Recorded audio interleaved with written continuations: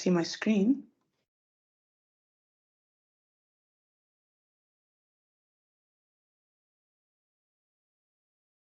Hello? Okay, sorry. So I can't see hands up because I've got a presentation up. So I'm going to need people to unmute. Yes, we can see. Sorry, I thumbed up so I can see. Okay, great. Thank you. Okay, so tonight we're going to unpack the audit process. That's going to include a discussion around the governance in the audit process. So the purpose of this class is to introduce you to auditing and to explain what auditing is, what you can expect from it, how to use the handbooks that will be available to you that you will take with you in your exams. And yeah, I suppose just to sort of simplify auditing, it's like a crash course in auditing 101, if you want to call it that. Like I said, I can't see hands. So if there's any questions, any comments, please just feel free to unmute yourself and ask. We can't see you. You can't see me. You want to see me? Yes. Sure. Okay, let me get my camera on. Hold on. Does that mean I get to see you as well? And not today. That's not fair. In the last class, we saw the lecturer, but not they didn't see us. So you need to prepare us. Oh, I see. But then nobody prepared me. So I get, the unprepared. Can you guys see me? Yes, we can. Thank you. Do you want to see me for the whole class, or did you just want to see what I look like? It's okay, Unati. You can switch off. Okay, great. Thanks. It's nice to meet you guys.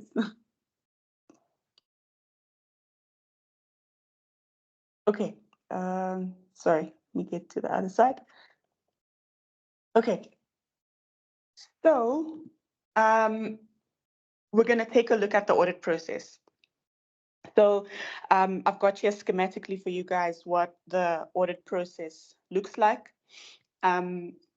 It looks a bit confusing because there's arrows and things everywhere, but it's important to note that as much as it's split out in different phases, so what you see now is different phases, but there are points in which the different phases overlap and interlink. You'll also then find that in the different phases where we have an overlap and interlink with the process itself, it will also overlap and interlink with your other disciplines, but we'll get into that shortly. Does anybody want to tell me what they believe the purpose of audit is before we get into the audit process? Like when we're talking about an audit, what are we talking about?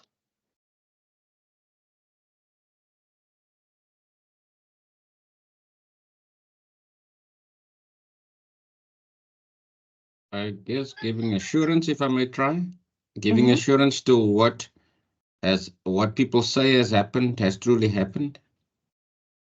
Okay, I like that. Giving assurance as to what people have said has happened. Okay. Is there another definition somewhere? Well, I think it's to examine accounting records to determine if the financials have been prepared according to the accounting framework, and to express an opinion on the basis of the tests that has been performed, and then to give an opinion if it fairly present the state of affairs according to the accounting framework. Yeah, I like that. That also kind of expands on the previous one as well, because we're giving assurance that things are the way that they say that they are, and we do this by examining the financial statements, as you've said, performing tests, and then expressing an opinion based on all of those things. So the definition that the ISA gives us, and I'll explain as well what an ISA is. The definition that the ISA gives us is that the purpose of an audit is to enhance the degree of confidence of the intended users of the financial statements. This is achieved by expressing an opinion on whether or not financial statements are prepared in all material respects in accordance with an applicable financial reporting framework. And then it further expands that to do this, the auditor needs to go through the audit process to obtain reasonable assurance about whether the financial statements as a whole are free from misstatement, whether due to fraud or error, thereby enabling the auditor to express an opinion. That's a big mouthful. But it sort of summarizes everything that you guys have just explained now. So if you take a look at the auditing process, you'll see we've got a strip here on the left-hand side. And then on the right-hand side, the diagram starts with what is called preliminary engagement activities. So when you start your audit, these are activities that you do prior to any engagement. And this could be an engagement as either an audit assurance engagement or a review engagement. So either an audit assurance engagement, a review engagement, sometimes even a limited assurance engagement, so a non-assurance audit engagement. That would be your starting point.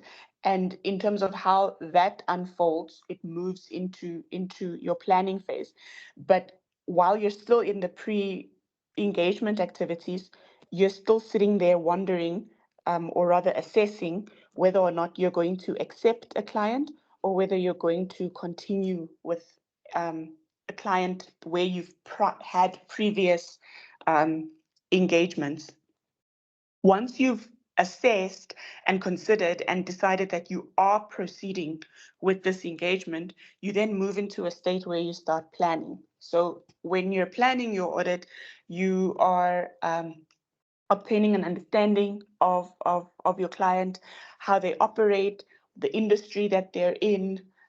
You're looking at the internal controls that they have. You're trying to assess whether or not there's any risk in the financial statements or in the company's processes that would perhaps, cause you to not be able to express an opinion on the financial statements, or that would perhaps cause the financial statements to be materially misstated. So sort of against the definition where it says you're looking that the financial statements are free from material misstatement. In your planning phase, you would then be assessing whether or not you have reason to believe that your financial statements are materially misstated. And that material misstatement would either be due to fraud or error. We talk about material misstatements. That's also because in the planning phase is where you would determine your materiality. So something is material if it would affect the decision making of the users. And that's a definition that is also similar to the definition found in your accounting standards in IAS 1, and there's new standards now. Practice statement. I think practice statement 2 also sets out materiality for users of the financial statements. So you're looking at whether or not there's a misstatement in the financial statements that would impact the user's decision making. So that's the best way to explain material misstatement. And then you're looking at whether or not that happens either due to fraud or error. And then we get very specific, and we give fraud a bit of a triangle, and you sort of need to determine whether a person had opportunity to commit this fraud, whether there was incentive for them to commit fraud, and the motive as well for committing the fraud. So you would then look at your fraud triangle, and then you would determine whether or not you've got fraud or whether or not it's a misstatement that is due to error. So that's in your planning phase, where you're then assessing this risk and you're categorizing this risk. Once you've assessed this risk and categorized it, you then need to formulate an overall strategy, as well as an audit plan. So it all sounds the same. Does anybody want to sort of discuss the difference between an overall audit strategy and an audit plan? Do you see that they are different things, or would you imagine that it's the same thing?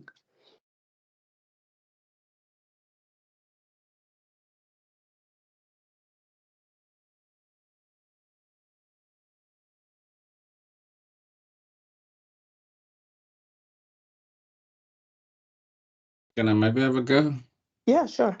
Okay. I don't know the difference, but when I read what it says, a plan would be kind of like a step-by-step way of working through something, and an overall strategy would be a methodology of working, I would think, where there would be a lot of things going on at once, but in a familiar way of doing it.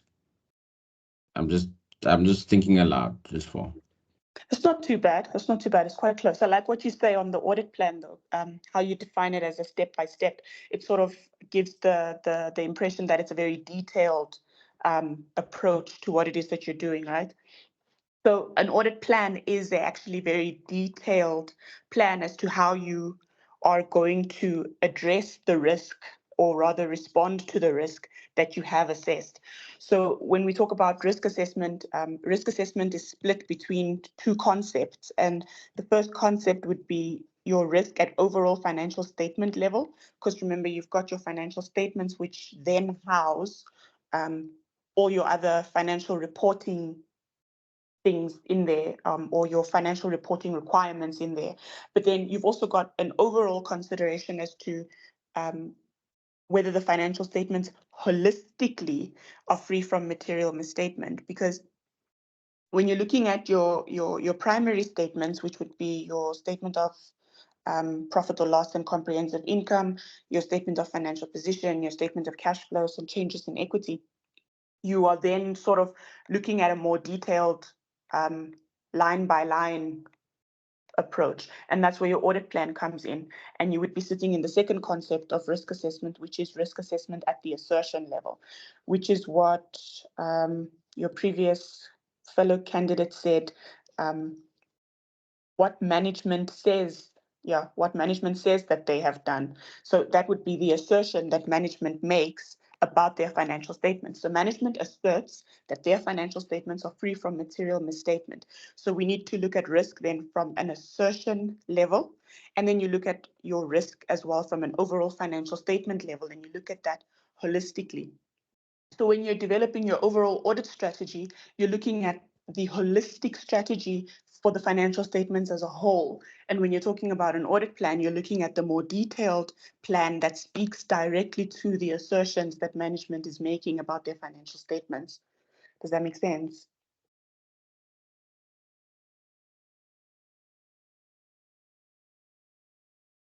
Yes, making sense. Cool. So once you've developed your strategy and you've developed your audit plan, you would then now respond to this risk that you've assessed. Your response to risk is by obtaining audit evidence. We obtain audit evidence by performing tests, like it was mentioned earlier. So the tests you would perform would be tests of control, or you would perform substantive procedures. So those are the two types of tests that you can perform. As we actually go through the syllabus, we'll discuss having combined approaches and fully substantive approaches, and what each of the two tests mean, and what it means once you've gone and chosen to do a combined approach, which would be to put them together. But that would be your way of formulating or collecting audit evidence. So your tests of controls and your substantive procedures would be procedures that would be given to the audit team to go and obtain. In order for you to say you're giving it to the audit team, we talk about the instructions rather. Yeah. So your test of controls and your substantive procedures are considered to be the instructions that are given to the audit team on how to obtain audit evidence. I like the word instructions because once we start to look at how you word your procedures and how you formulate those procedures, you will actually see that it is instructive language that is used. Also, another key thing to note is that audit language is very important. So it's when you're referring to concepts from the ISAs, it's very important to keep to the terminology that is given in the ISA. So whenever you start studying for auditing, it's always advisable to breeze through your definitions, take a look at the definitions and familiarize yourself with those definitions and use those definitions when you discuss your audit papers and respond to the required in the questions. Then once you've obtained all of this evidence, we spoke about expressing an opinion. So then you would take a step back, you look at all of the evidence that you've obtained, and you evaluate it. In this phase, we call it evaluation, concluding, and reporting. So you evaluate it, you look at your misstatements, you decide whether or not the procedures that you have performed have adequately addressed the risks that you identified in your planning stage. If they haven't, you then evaluate whether or not further procedures should be performed. If you feel that you've assessed and addressed the risk adequately, then you can move into concluding. As you're concluding, you are forming your opinion, you're deciding which opinion you're going to express based on the work that you've performed, and then you report. You ultimately walk away with an audit report that expresses that opinion against the planning that you've done and against the work that you've performed in obtaining audit evidence. So that's the cycle or the audit process as it is on the right.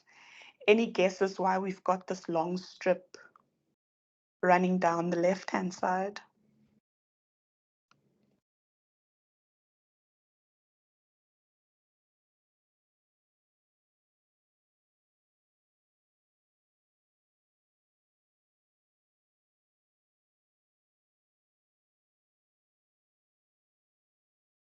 Are you guys still there? Is it the one for? Are you talking about the regulations? Yes. Okay. Well, we've got a requirement to comply with relevant laws and regulations. So when the auditor is performing his tests, he will be identifying or assessing all the laws and regulations that we have to comply with. For instance, listed companies, they have to comply with King 4 and all of that. Thank you. I like that. Yeah, so that's exactly what it is. Companies need to comply with King 4. Well, listed companies need to comply with King 4, and then private companies, we normally say it's recommended business practice. So they're not mandated to, but we always recommend that they do. And then you've got the Companies Act as well. And you can see that the Companies Act and King are put there in different colors, while the Code of Professional Conduct and the Auditing Professions Act have another color of their own. That's because King 4 and the Companies Act is specific to the company that's being audited, whereas the Code of Professional Conduct and the Auditing Professions Act is specific to the auditor. So that's what the auditor needs to comply with throughout the whole entire process. And that's why it sits on the side here, because it's representative of the fact that you consider all of these things from a regulatory perspective and from a governance perspective and a statutory perspective. You consider all of that throughout, from your prelim engagement activities all the way through to evaluating and concluding. It's a constant consideration, and it doesn't form part of any singular phase of the audit. Rather, it forms part of the audit as a whole. So whenever you are studying those concepts, you need to always be cognizant of the fact that as much as we're going to present the content to you in phases, audit doesn't work necessarily in phases. Audit is very intertwined. You'll also note that I said in the evaluation part, we spoke about whether or not our risk assessment was appropriate, and if you feel you need to perform further procedures. So if you still feel you need to perform further procedures, do you see yourself moving from an evaluating perspective and then moving back into your planning? Because you need to go back and plan those procedures again, reassess your risk. So at any point that you are in the audit, you can always find yourself moving back to another phase.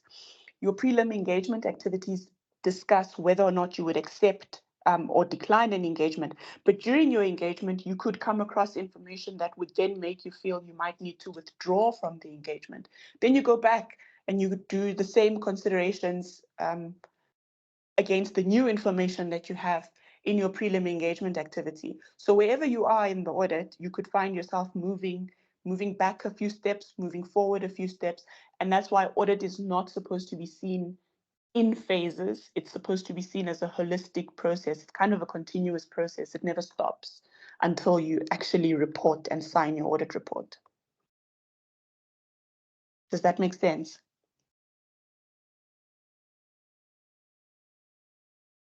Yes, Yes, it does. Okay, great. So that was auditing in a nutshell. What you see now is the standards. These are the ISAs, the international standards for auditing. You will need this. This is like your Bible. I see this is the 2021-2022 year, but you would then get the latest. I suppose the latest would be 2023-2024 legislations and standards. This is like your Bible. It's not an option. You can't pass audit without it.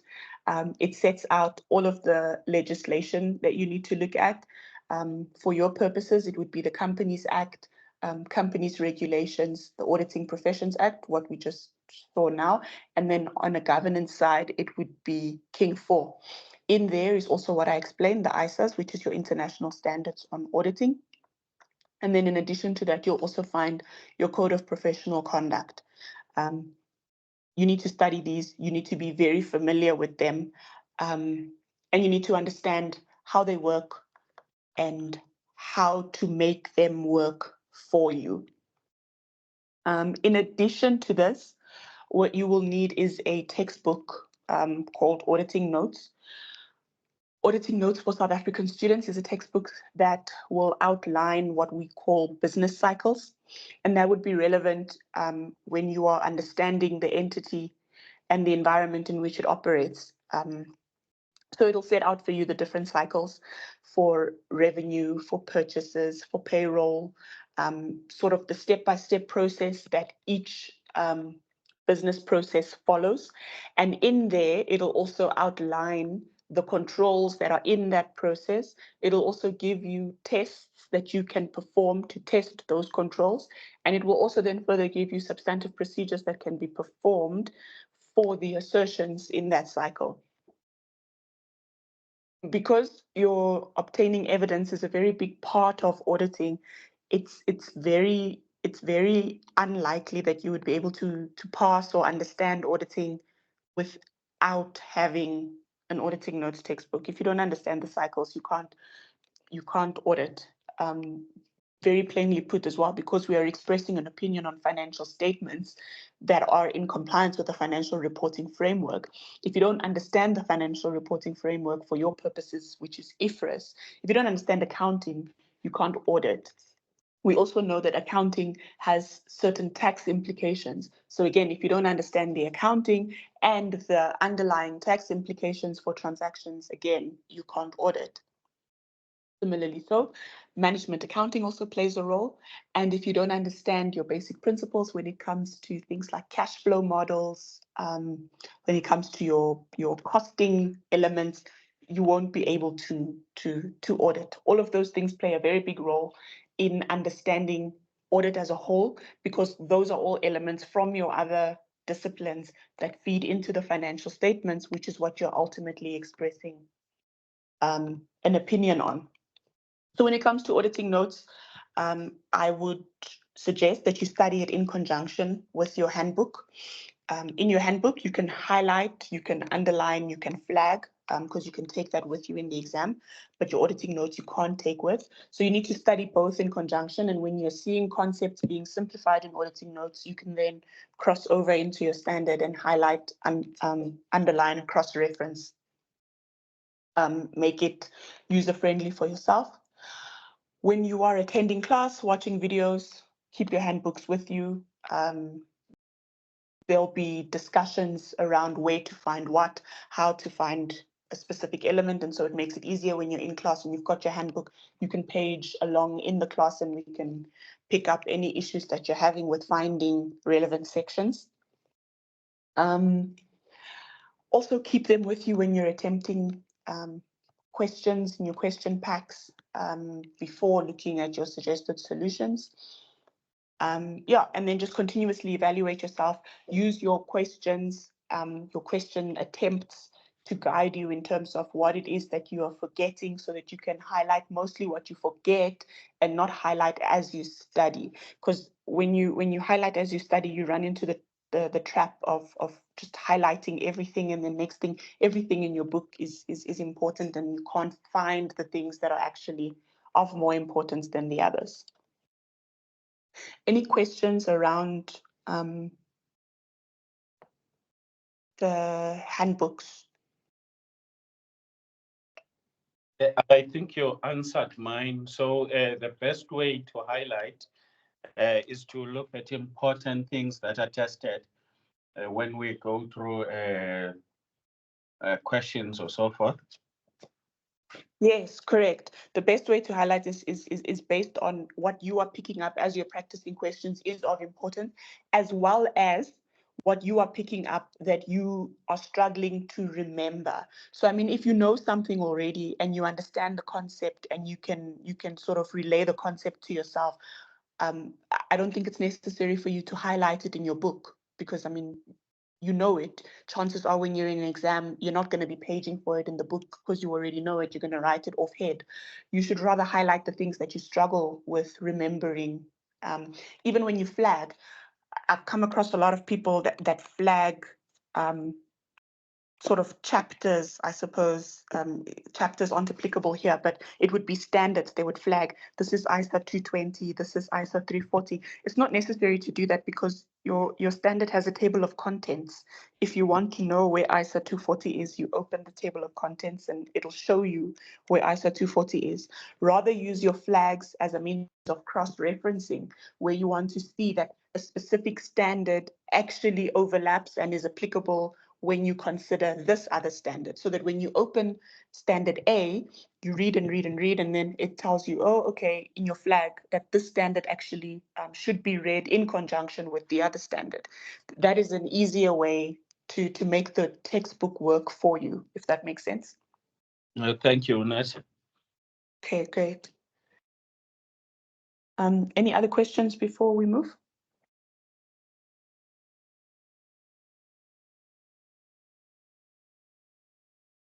Okay. So when we look at ethics and governance, that would be the strip that we saw on the left-hand side. Generally, you would have scenarios, and in those scenarios, they would express or describe people's conduct, and they would tell you what a specific person is doing. They would tell you who the person is in that scenario.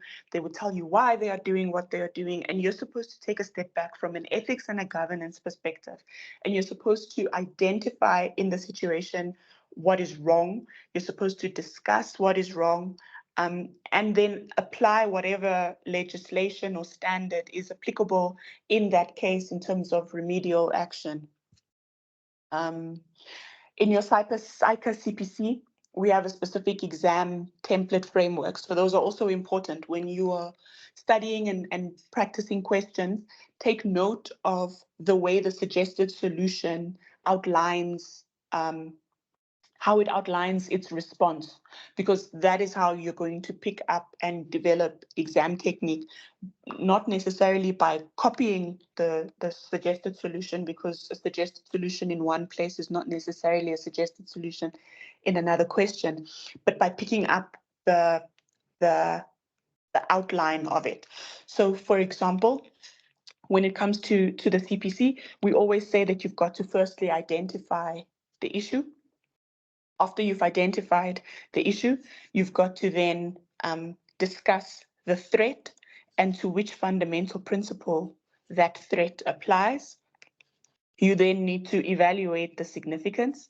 After you've evaluated the significance, you would provide any safeguards, if there are safeguards that are available to you. So that's the step process that you use. And whenever you're answering a CPC question, you'll find that if you're applying this framework, you are actually obtaining maximum marks. But when we get into the detail of it, I will outline the steps that should be followed and what it is that you should look out for. So the FICA Code of Professional Conduct is exactly that.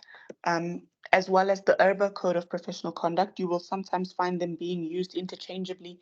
The only major difference is the fact that the FICA Code of Professional Conduct is applicable to CAs and the URBA Professional Code of Conduct is applicable to RAs. But in the same breath, an RA is a CA, so they would also then be bound by the FICA Code of Professional Conduct. And that's why people like to look at them interchangeably, because they speak more or less the same language. In your Code of Professional Conduct, you'll find what we call fundamental principles. Those fundamental principles are what you as a CA or as an RA need to sort of apply yourself to. You need to make sure that your conduct is always in line with those fundamental principles. With those fundamental principles come then threats.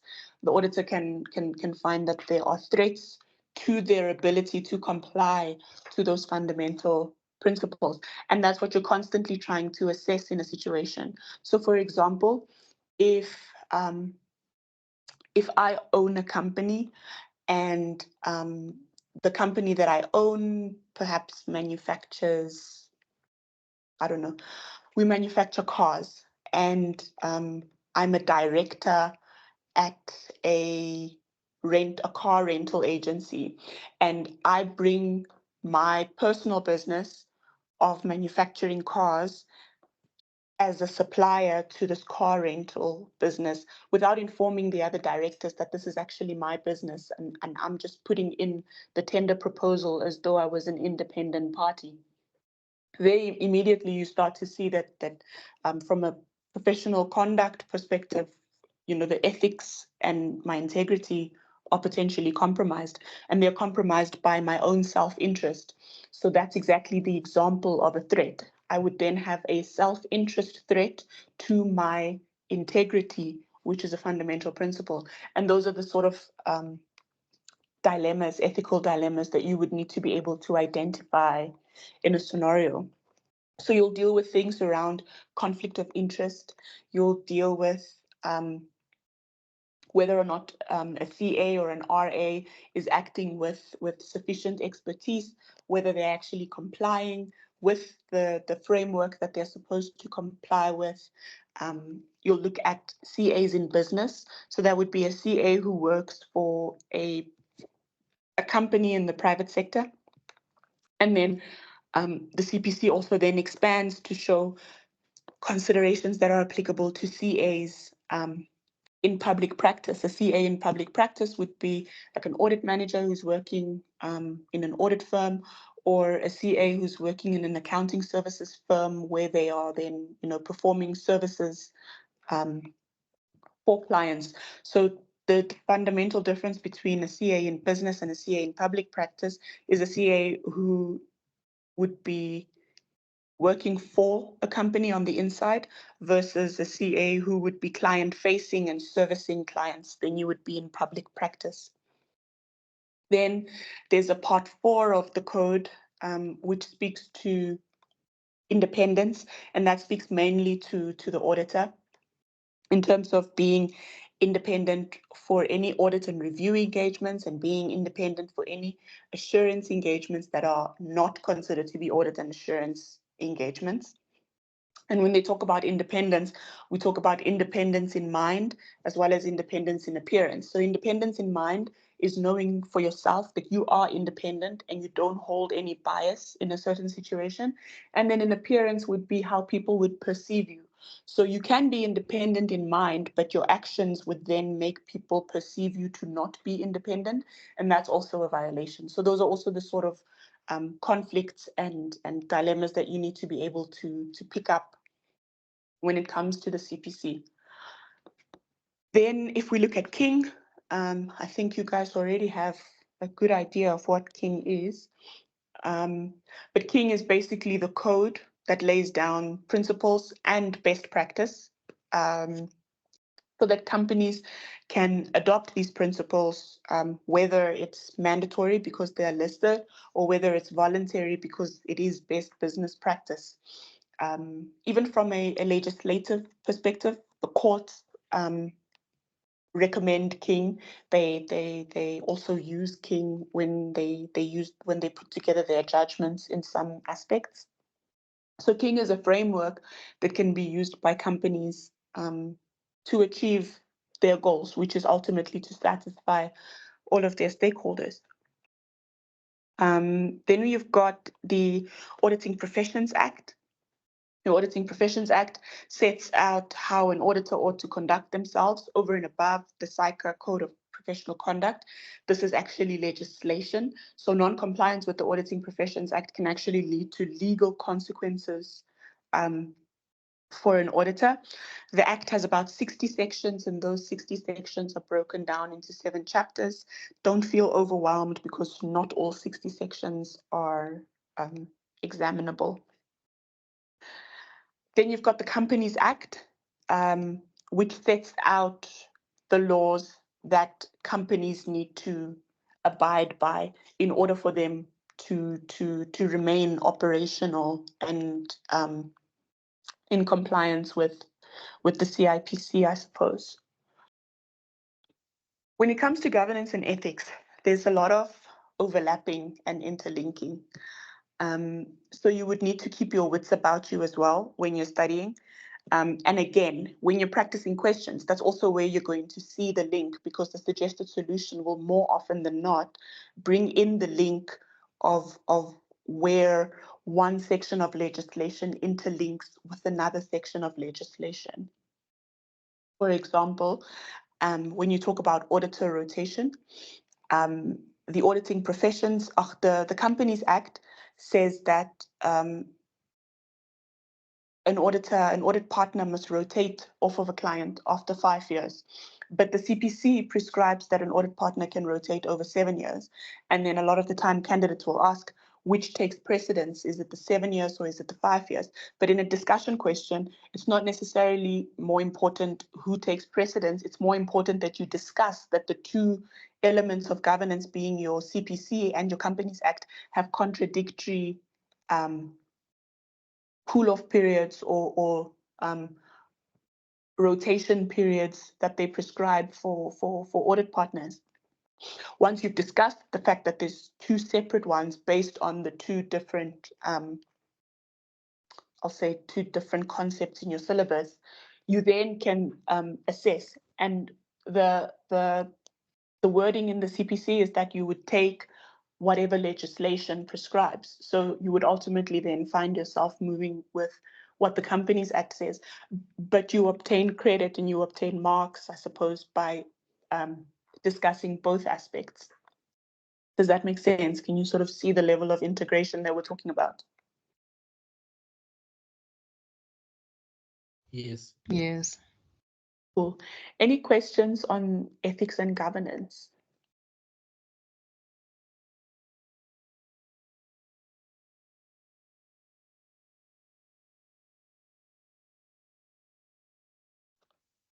No questions. Okay. Sorry, if I may ask on what you just said, Mm. if I heard you correctly, are you saying that in your discussion you're gonna maybe discuss Companies Act and CPC, and then you conclude now on which one you wanna use, or is there a way of maybe these acts there's one that maybe overrides the other in terms of superiority or whichever application, or how do you? I'm not sure if I got you correctly on Yeah, your conclusion. so it's the on latter that. one. It's the latter one, that there is one that supersedes the other. And more often than not, it would be legislation. Legislation will more often supersede a code of conduct or any recommended best practice. Oh, okay, okay. Yeah. Okay, thanks. Okay, cool. Any other questions?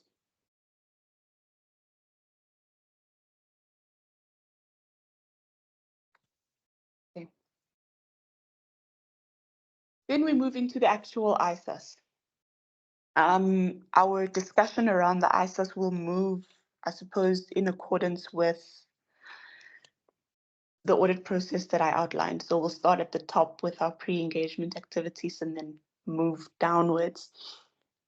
But before we get into the pre-engagement activities, what isn't on the audit process, and that's because it also forms part of the process as a whole, is the quality control. So there are standards, which is your ISQM1 and your ISQM2, that put forth the quality control requirements for an audit firm to bring in. Somebody spoke about a methodology.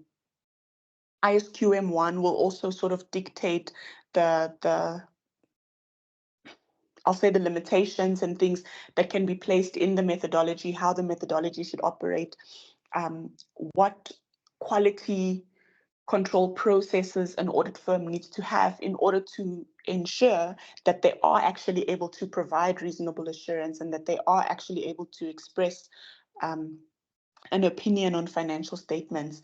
It will talk about the firm, the personnel that is required in the firm, the responsibilities of the firm, how they're supposed to meet professional standards, the ethical requirements that also go into that process.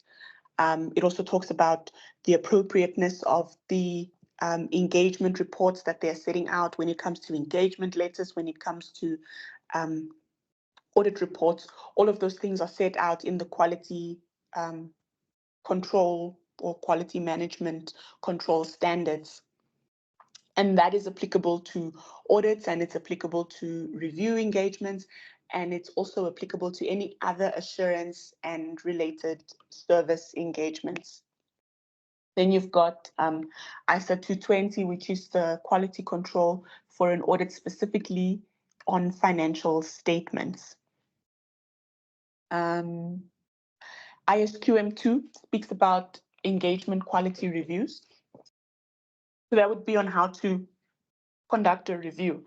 And that would also be a review of an assurance engagement. So sometimes you might find, in accordance with the CPC, maybe somebody, the audit partner is compromised with their professional judgment and their independence is in question.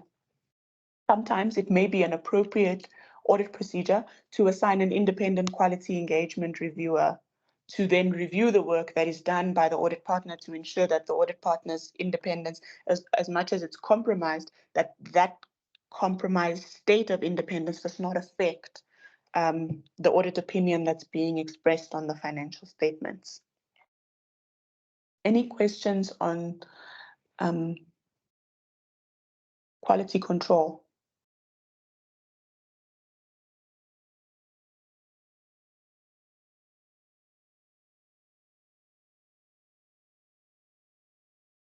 Is this making sense? Is it painting a picture?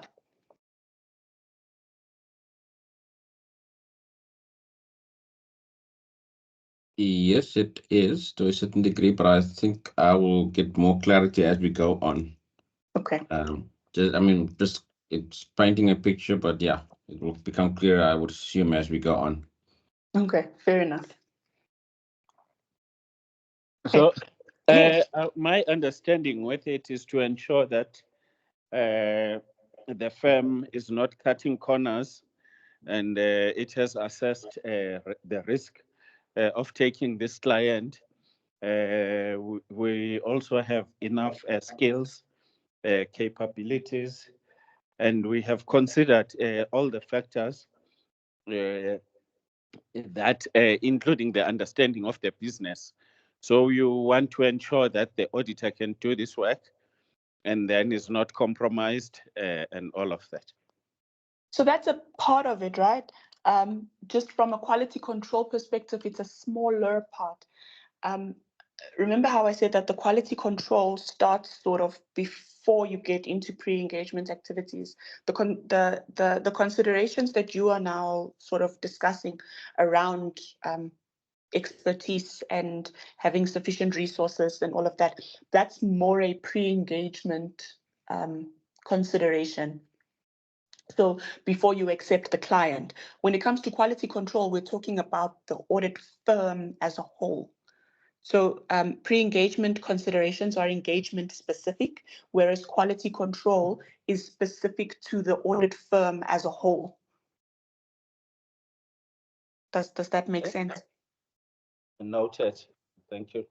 Okay, great. Okay, then you've got your ISO standards. We start in ISO 200, which talks about the conduct of the auditor. You've got ISO 210, which is agreeing the terms of your audit engagement. ISO 230, which is audit documentation. ISO 240, which is your fraud. 250 for consideration of laws and regulations. 260, which is communication with those charged with governance, and 265 in communicating deficiencies in internal control to those charged with governance.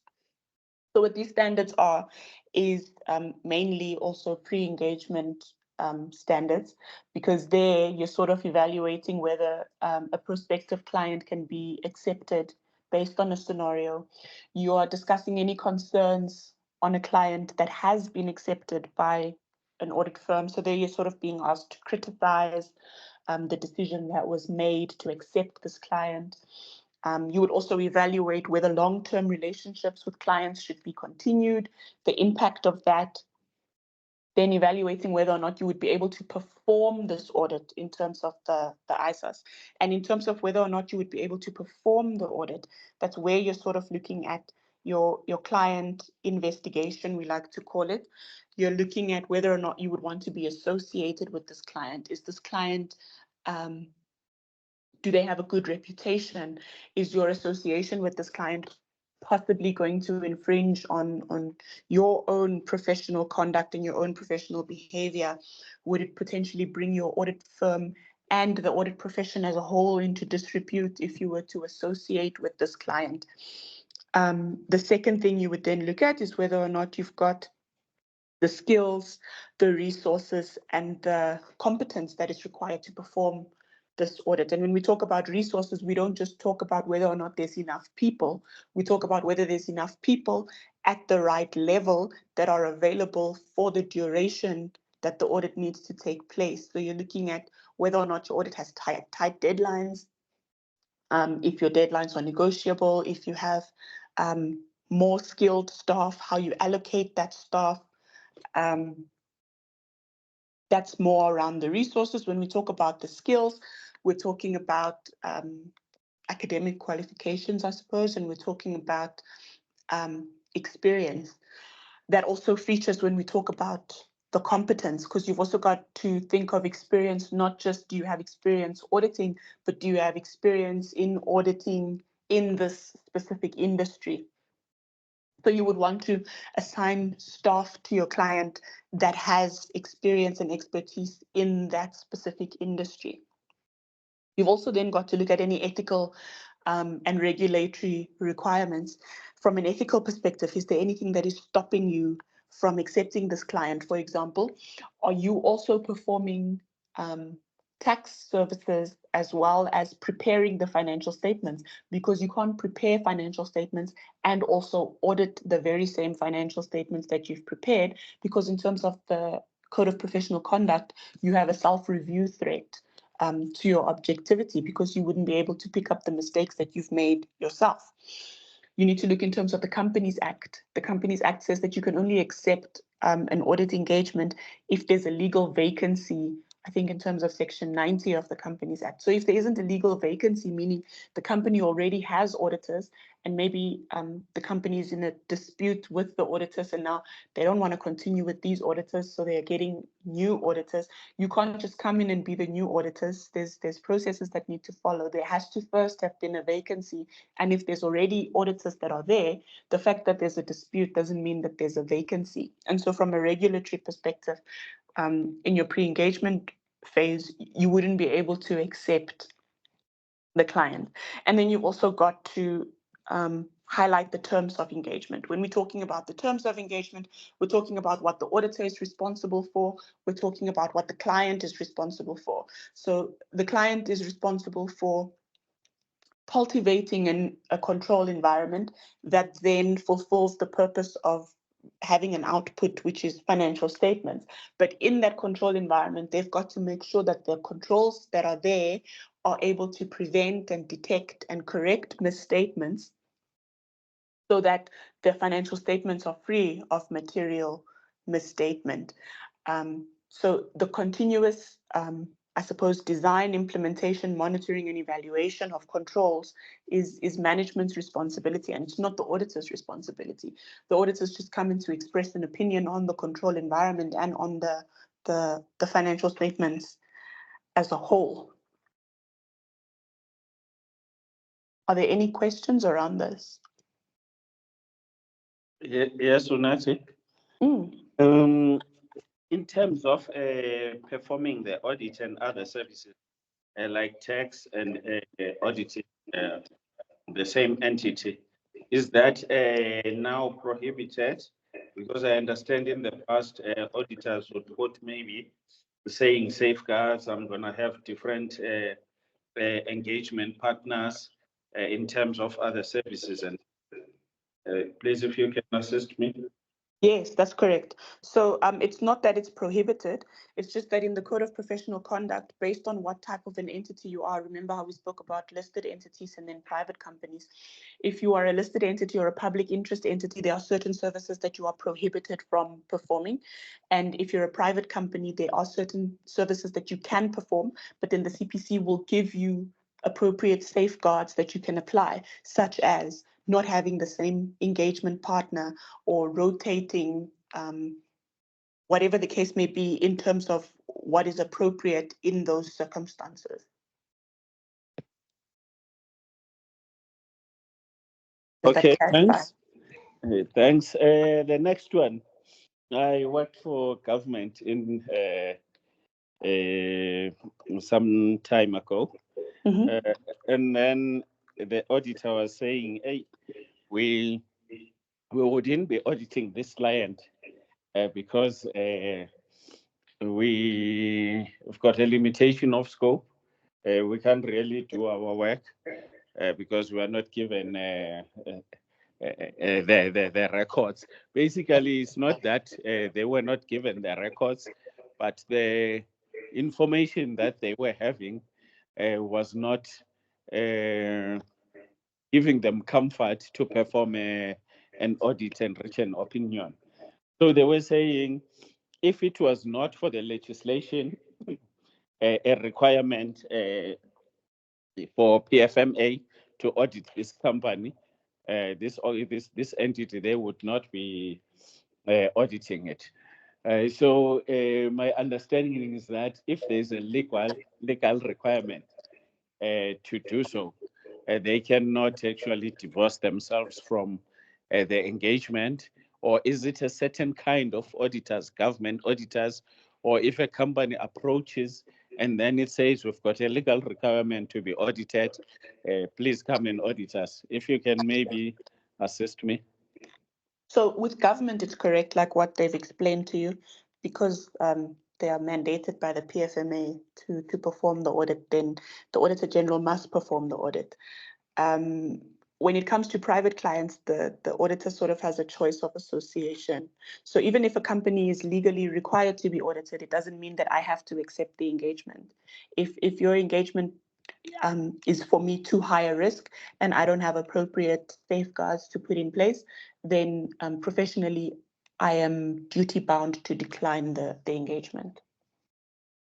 Thank you. Cool. Any other questions? Yes, from Helen.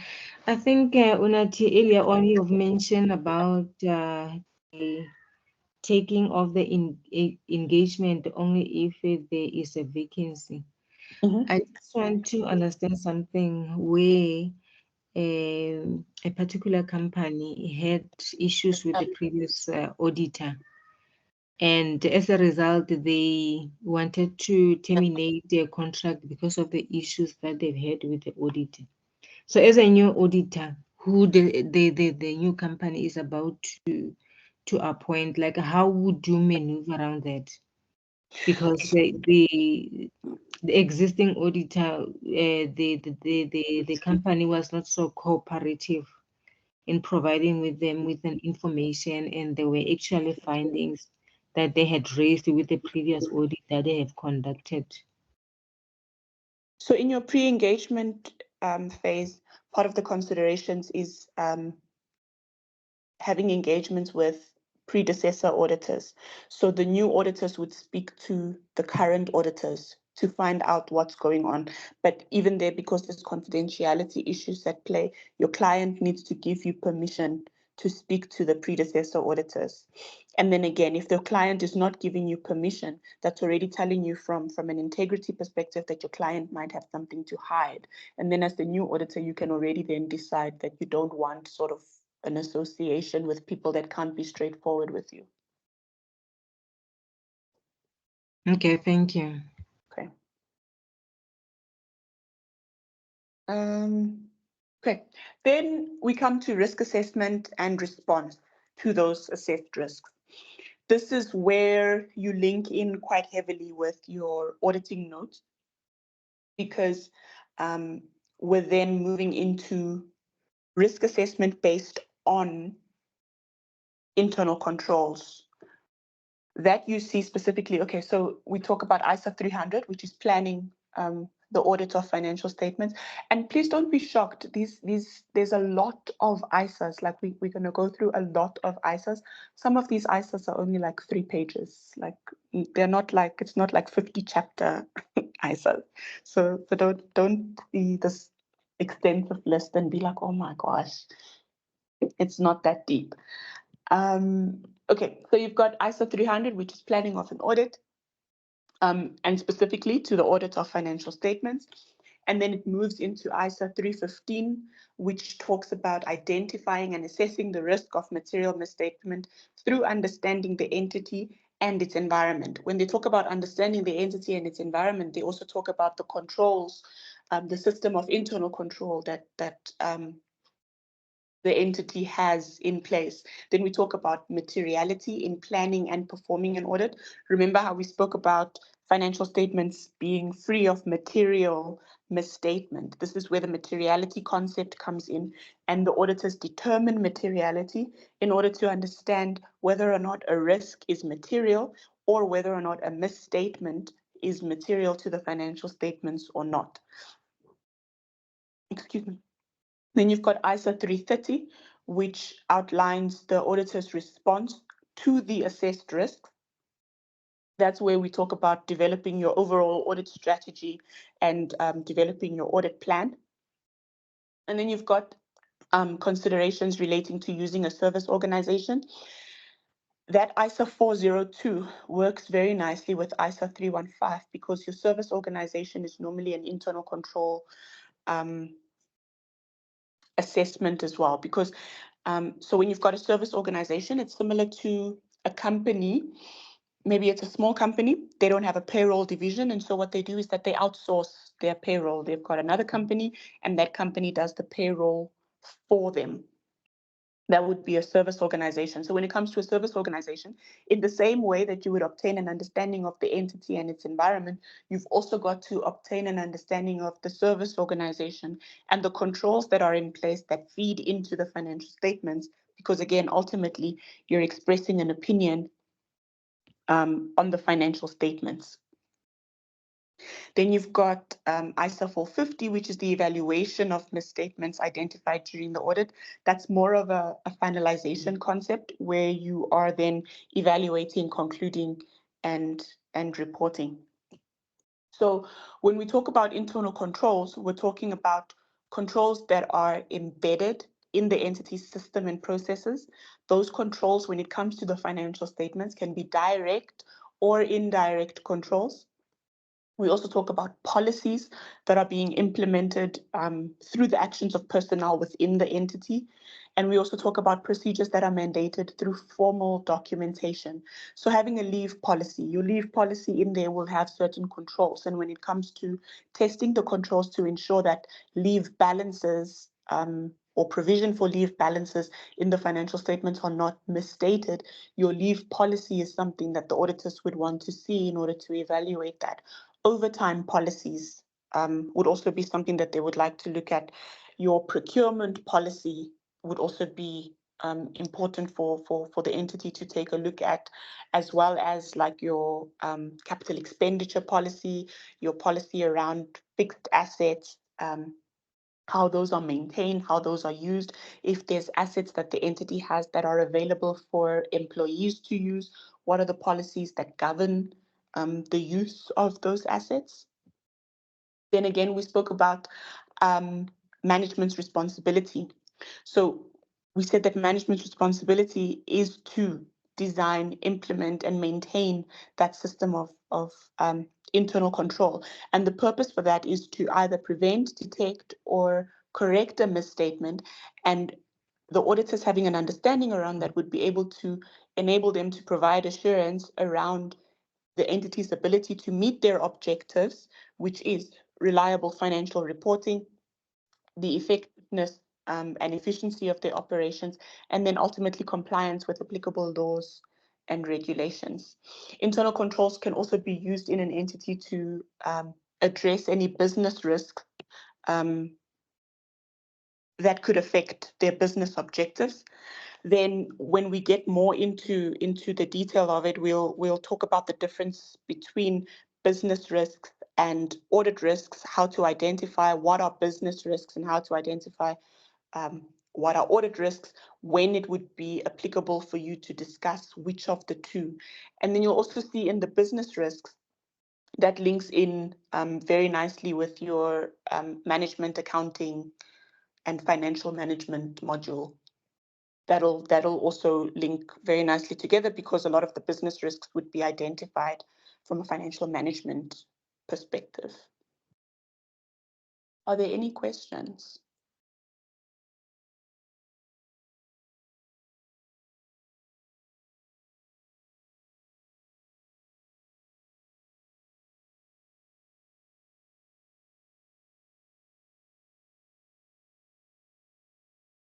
No? Okay. Then we talk about audit evidence. This is where we are in the response to risk phase. ISA 500 sets out audit evidence. ISA 501 sets out audit evidence specific considerations for selected items. ISA 505 talks about external confirmations. ISA 510 goes on for your initial audit engagement, which is the audit of opening balances. ISA 520 will talk about analytical procedures. 530, which is audit sampling. 540, which is accounting estimates and related disclosures. 550 being related parties. 560, subsequent events. 570, going concern. And 580 is written representations. So in this part, again, you will see the continuation of the integration that came from your internal controls with your other disciplines, where you are now actually obtaining audit evidence for your audit cycles. And your audit cycles would be things like your revenue, which links back to your IFRS 15. It would be your purchases, which links to your inventory, which is IAS 2. You would be looking at your finance and investment cycle, which is linking to your items of PPE, which is IAS 16, linking to any shares that you've got, any loans that are either receivable or payable, which is linking back to your IFRS 9.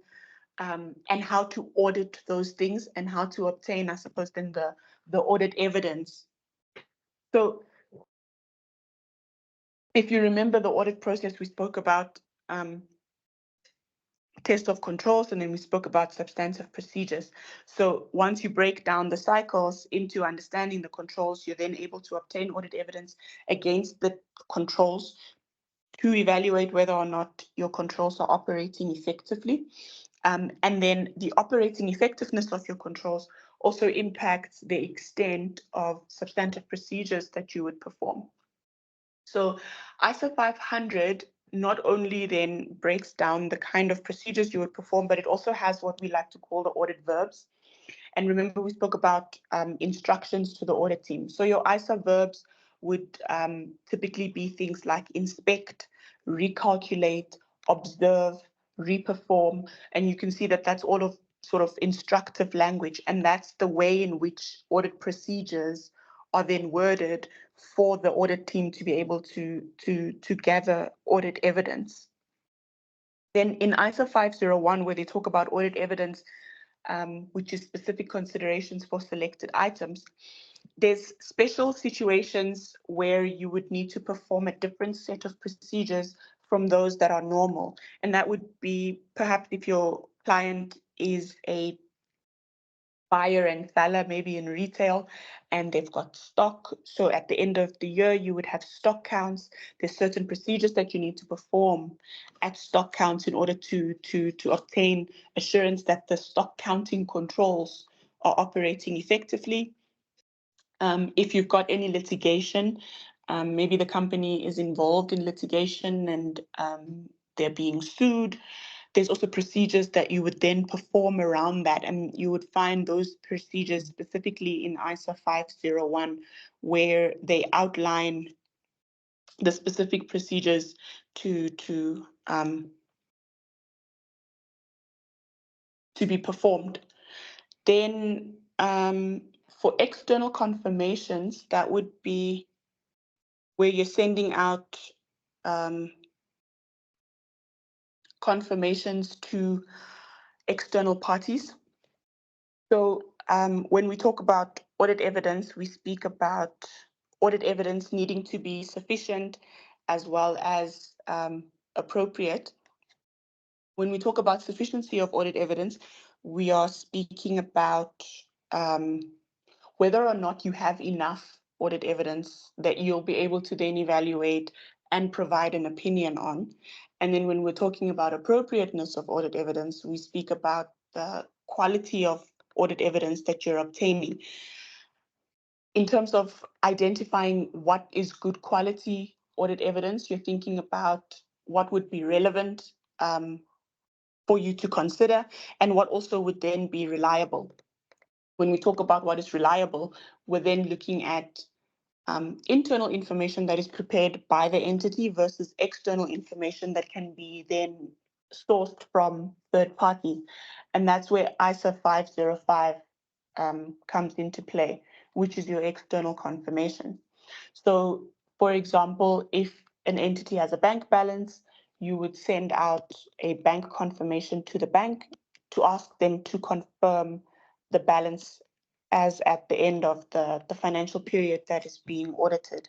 Similarly, with a trade receivable, you can send confirmations to trade receivables and to any trade creditors and ask them on their side to confirm those balances that are owing or owed by the entity to them. With that, you then have a more reliable source of audit evidence for which you can compare to what is actually put into the financial statements that management is asserting is fairly presented. Does that make sense?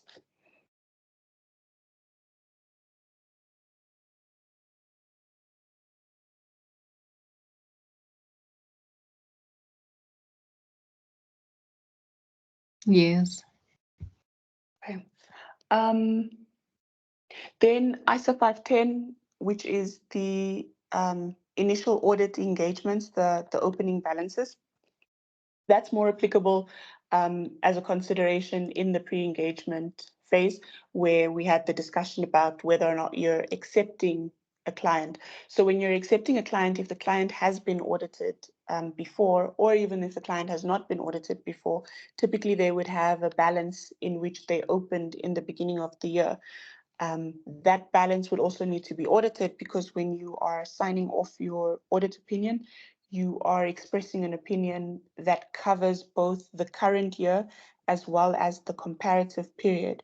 If you've seen financial statements, you would have then seen that financial statements will have the year that's being audited, and then they'll have the year preceding in a column next to it. So that would then be the audit of the opening balances, which is your comparative figure. ISA 520 is analytical procedures. Analytical procedures are used in risk assessment as well as in obtaining substantive, as well as in substantive procedures. Analytical procedures is more based on leveraging your understanding of relationships between the financial statements.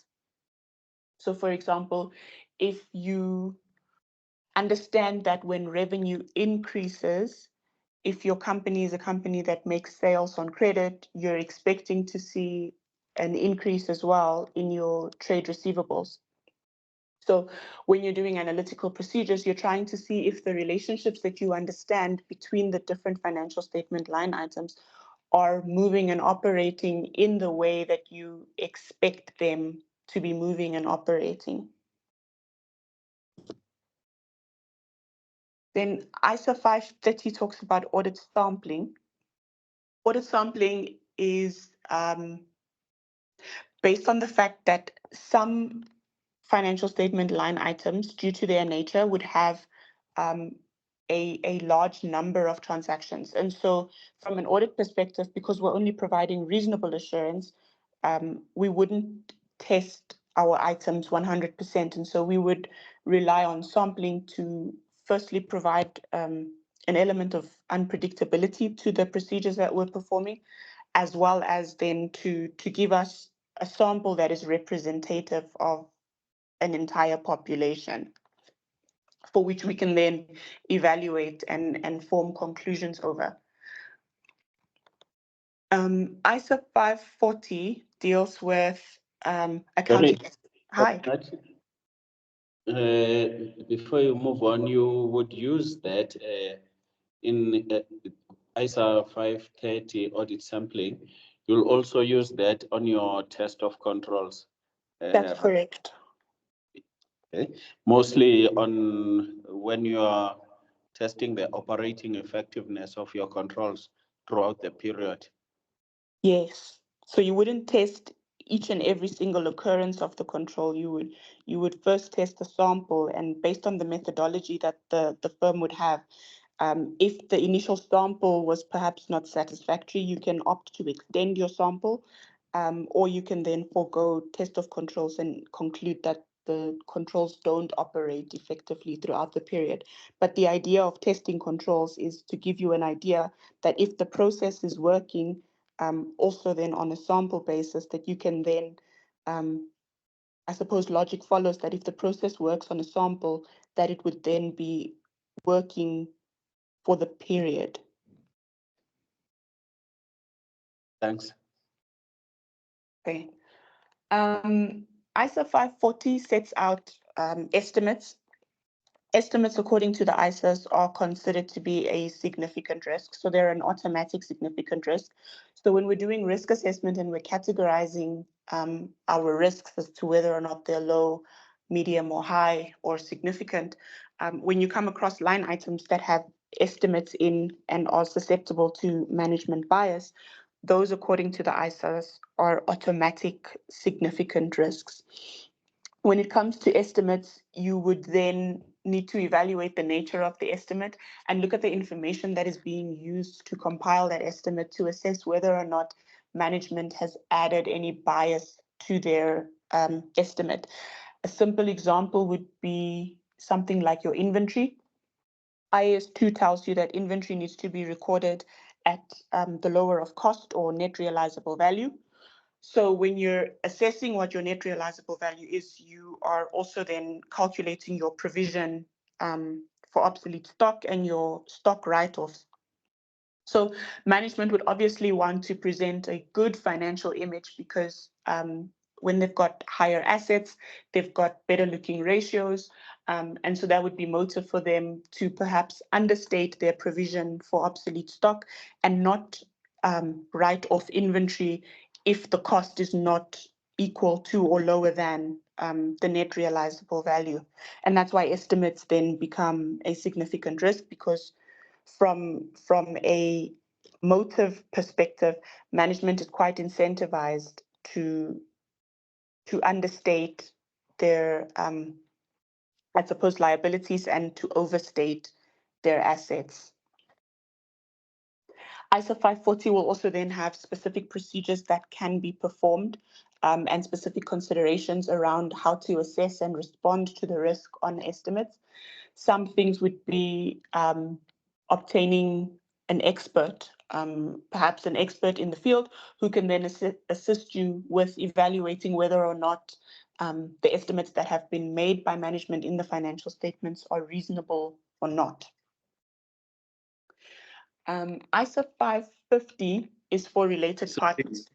Hi. Trouble again, No, it's not a bother. It's one of the issues that we really battle with at work.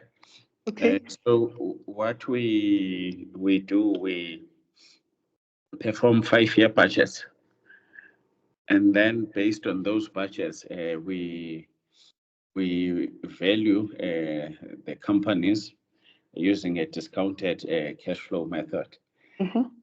So now, what I want to find out is how the auditor, because an estimate is something that I would think it would happen based on my understanding of the business, and it's forward-looking.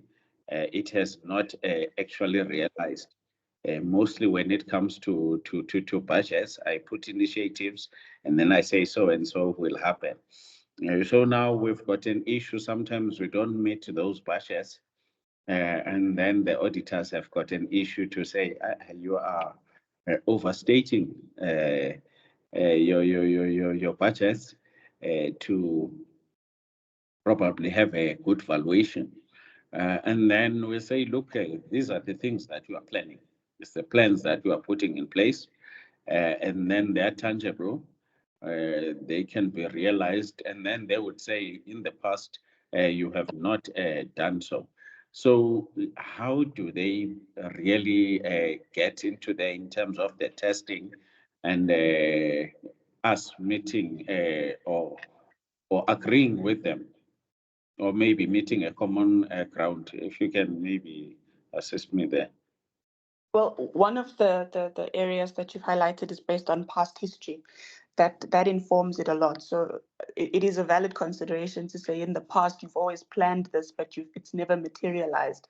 So now that you put it in your cash flow from a reasonability perspective, it doesn't seem that it's fair or reasonable or appropriate for you to include such items. They would also then maybe with your plans take a look at how far along you are, and that's also part of the procedures that are outlined specifically in going concern. So when we get to ISO 570 just now, or rather we can also discuss that now, I suppose. The procedures that are then prescribed in ISO 570 is for you to sit down with management, understand how far they are with their plans, look at corroborating evidence that shows how far they are with their plans. And those are the sort of things that would give you insight as to whether or not the plans are reasonable. You would also maybe, again, how we spoke about the importance of having people who understand the industry. So if there are people on the audit as well who understand the industry, they can tell you what is actually happening currently in the industry, what is considered to be normal, what is considered to be abnormal in the industry. And those are the things that they use to evaluate things like a cash flow model. Okay, I hear you. I think it's a difficult one. I agree that we need to demonstrate the process or how far we are in the process. For instance, there are things that are outside of your control. When you are applying for a hospital or beds to increase your beds, your hospital beds from the Department of Department of Health, you will not know whether that license you will get it. So for the auditor to say, look, you said you're going to be increasing your beds in the next 2 years, and then this is not happening, it becomes unfair sometimes. But I would think also they are looking at their risk as well to say, based on what has, or maybe will the value of these companies be realized, and then so it's a gray area. There's just a lot of things there. But thanks for the answer. All right, great. I also like what you say, that it's a gray area. It is a gray area, and that's why there's a lot of risk around it, because anything can be right and anything can be wrong. And management can also take advantage and manipulate the situation because they know that this is a gray area. And perhaps, they can tell the auditors, but you can't exactly tell me that this can't happen. And that's why the auditors also need to exercise professional skepticism when dealing with their clients. I think also just what I want to emphasize on this before we move, I like what you did in how you're taking what we're explaining from an audit perspective, and you're trying to match it back to the work that you do on a daily basis, being the client on one side, because when you're looking at the ISIS, you are sort of now then the auditor on the other side. So it's important to be able to sort of change your hat and try to see how things work on the other side, and evaluate and understand what is happening on the other side, and also to make the auditing theory more practical to you, because auditing is a very difficult subject to understand if you're only looking at it from a theory perspective. If you're only relying on your books to make it real for you, then you would potentially struggle with auditing. It's very, very important that you're able to take it and make the scenario real life, analyze it in terms of your daily responsibilities at work, whatever it is that you do, and then shift it around, put on the auditor's hat and take a look and see where is the risk actually in this process. And if there's a risk in this process, what am I going to do in order to address that risk? In terms of addressing that risk, how can I obtain assurance that the financial statements would not be misstated because of these risks that are arising in the process? Cool. So thank you for the question. Then when we talk about related parties, we're linking very closely to IAS 24 again, which would then have the definition of what a related party is, being directors and companies and associates, joint ventures, wherever there's shares and things involved. The ISA says that from a related party perspective, we're concerned about whether or not your related party transactions and balances are complete in your disclosures in the financial statements. And then again, in terms of the completeness of the disclosures, we're looking at whether or not those transactions that have not transpired at arm's length have appropriately been disclosed to not have been at arm's length. And that's the risk around related parties. Related parties is also considered to be a significant risk because it also would then have potential tax implications where you have related party transactions and balances that are not at arm's length. Transfer, sorry? transfer pricing as well. Yes, but I won't go that deep because I've not seen a question that incorporates auditing and transfer pricing. But I suppose something as simple as giving a loan to a subsidiary, and that loan is not it's not interest bearing. So that's not what happens in a normal market. If the subsidiary had gone to the bank, it would have been an interest bearing loan. And so from a related parties perspective, it would need to be disclosed that this loan was given as an interest free loan. And then again, from a tax perspective, there's implications because I don't know, I think a deemed dividend, I don't want to get too deep on the tax, but there's tax implications on that as well. Happiness. Yes, thanks, Unati. Okay. Then we've got ISA 560, which is subsequent events. And subsequent events links very closely to IAS 10 in your accounting standard, which is the event after the reporting period. From an auditing perspective, ISA 560 actually gives you the procedures that you need to perform after the reporting period. It also gives you the considerations that you need to make at the different phases after the reporting period. And it splits out what you need to do from year end to the day of the financial statements being signed, from the day of the financial statements being signed to the day of the audit opinion being released, from the day of the audit opinion being released to any subsequent periods after that. The auditor has different responsibilities in the different phases. And based on things that could go wrong in those different phases, the ISA also gives appropriate actions to take in those phases. Then we look at ISA 570, which is going concern. Going concern links closely to IAS 1, which is the basis of preparation for financial statements. The going concern standard also has its own procedures that need to be performed. So what's nice in an exam for all these standards where I'm saying that the procedures are in there, if they are asking you to perform those audit procedures, remember you would have them then flagged and cross-referenced as to which procedures link to where, and you'd be able to actually, based on the information in this scenario, you'd be able to formulate procedures because those procedures are actually in your ISAs. So it's not that you have to memorize all of the procedures and know everything off by head. Where it's advisable to do that is in the cycles because you can't take those procedures in with you. For the procedures that you can take with you, it's more advisable to familiarize yourself with the standard, know where you can find it, so that when you're in an exam and you're being examined on that, you can easily then refer to that specific standard.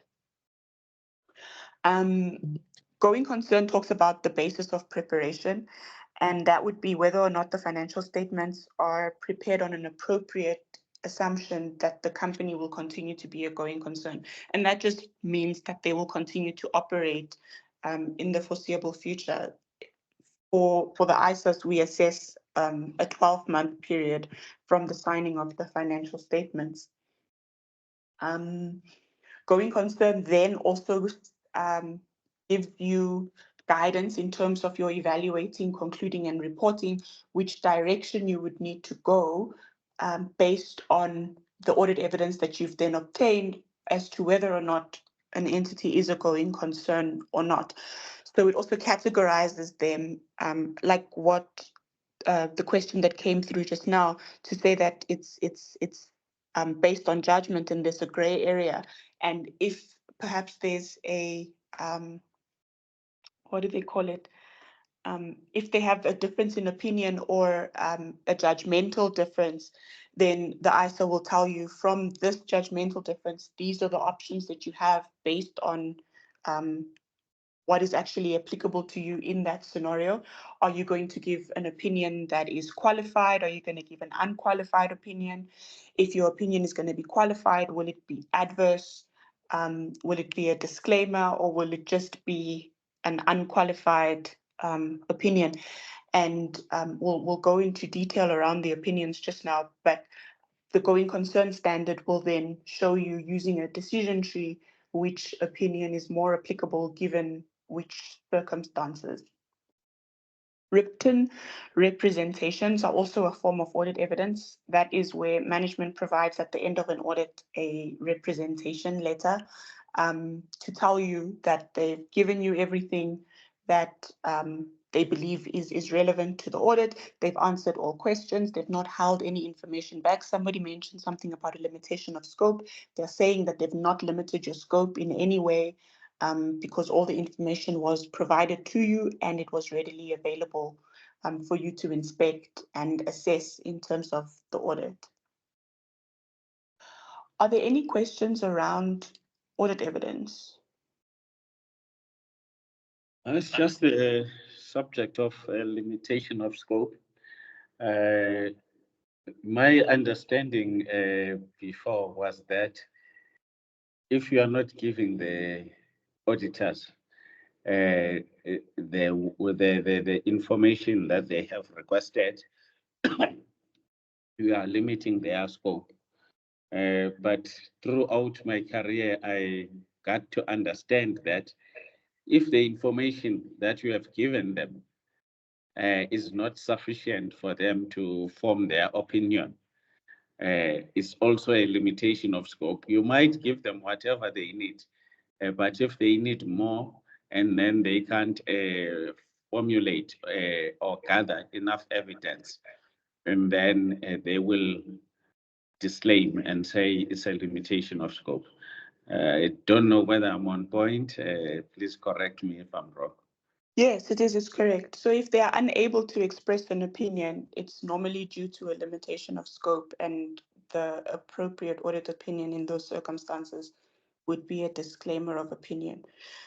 So when you disclaim an opinion, you are then saying, I cannot provide an opinion, and you can only not provide an opinion if you did not have evidence to evaluate, or if you did not have sufficient evidence to evaluate.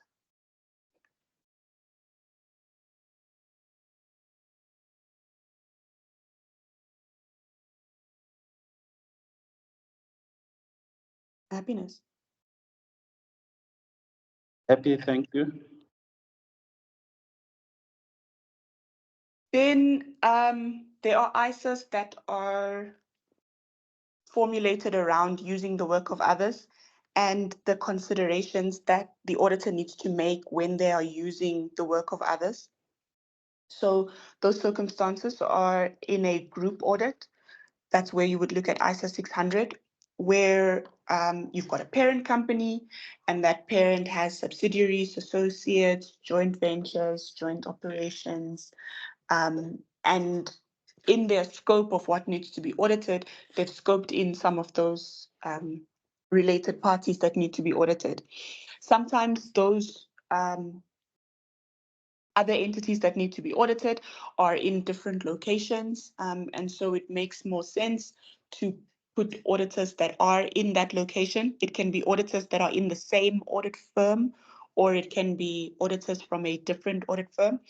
And so the auditors who would audit the parent company would then select their component auditors. Once they select their component auditors, they would then give the component instructions based on what it is that they need in order to sign off the group consolidated financial statements as a whole. So ISA 600 then sets out the considerations as to when it's necessary to have component auditors. How do you communicate with your component auditors? What instructions do you give to the component auditors? It also speaks to the concept around group materiality, because there are things that would then be material at a parent level, but not necessarily material at a component level. And then also what needs to happen once that materiality has been determined, and how to evaluate the misstatements that are then found on a component level. Then ISA 610 talks about the use of internal auditors. So internal auditors are not always in all private companies. Not all private companies have internal audit divisions. You mainly would see internal audit divisions at a very big private company, or if an entity is listed. And then again, there would be internal audit requirements in line with what King prescribes, because King also sets out what they would like to see with regards to an internal audit division. And then ISA 610 also gives you the circumstances around when you can rely on the work of internal audit in order to reduce the extent of work that needs to be done by the primary engagement team. So in terms of that, you're also required to evaluate the methodology that internal audit uses when they're assessing controls, because most of the time internal audit would be looking around the controls of a company. You then also are determining the experience and the expertise of internal audit and assessing whether or not you believe that they have the expertise to perform the functions that they are performing, and if that will assist you in any way in terms of performing your audit. Then ISA 620 talks about using an auditor's expert. You would use an expert for more complex transactions. We spoke a little bit about that when we spoke about the estimates and potentially getting somebody to come and verify that. So ISA 620 then breaks down the considerations and the audit procedures that need to be performed when you are using an auditor's expert. You're typically concerned about whether or not your expert is affiliated with any registered professional bodies. So maybe in a mining industry, you're looking for an engineer who's gonna assess the useful life of the property, plant, and equipment. You want to know, is this engineer registered? I think it's IMMSA or something, the professional board for engineers. You want to make sure that the expert is independent. You want to make sure that the expert is using an industry accepted methodology. And the ISA then gives you those considerations. Similarly, if you maybe have share-based payments, you might use actuarial services in order to determine the balances on your share-based payments. Any questions on using the work of others?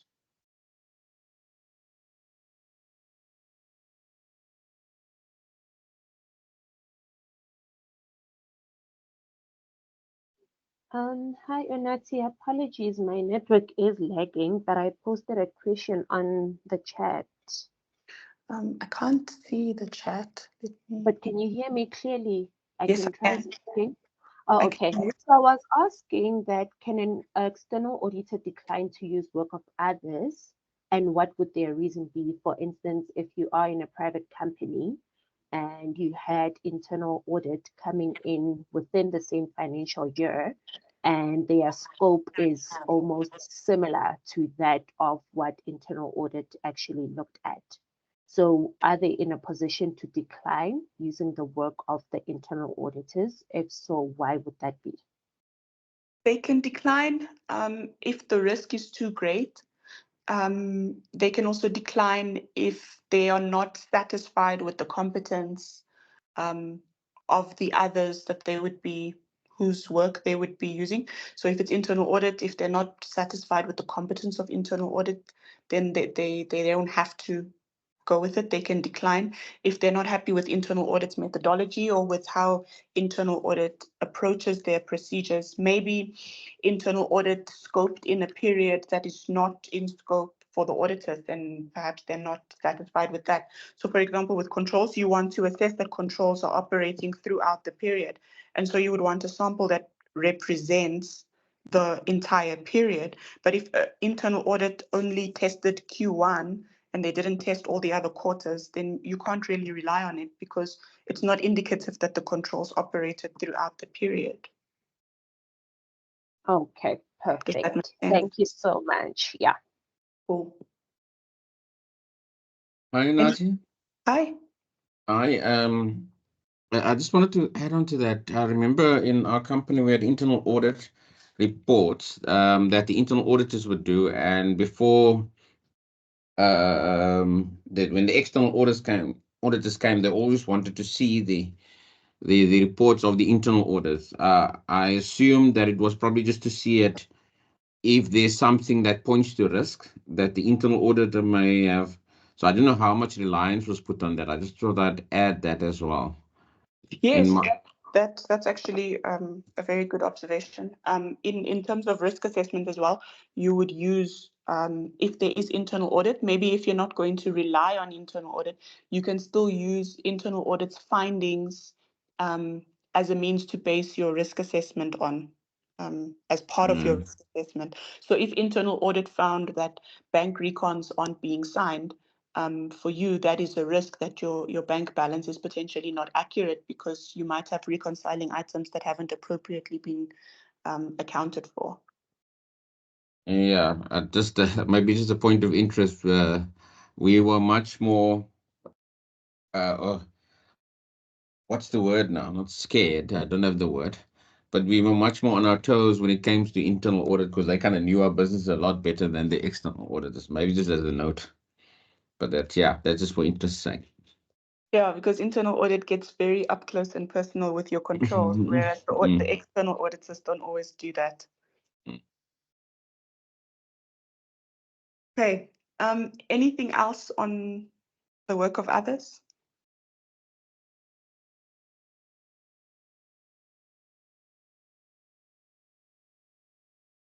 Okay. Then we move to concluding and reporting.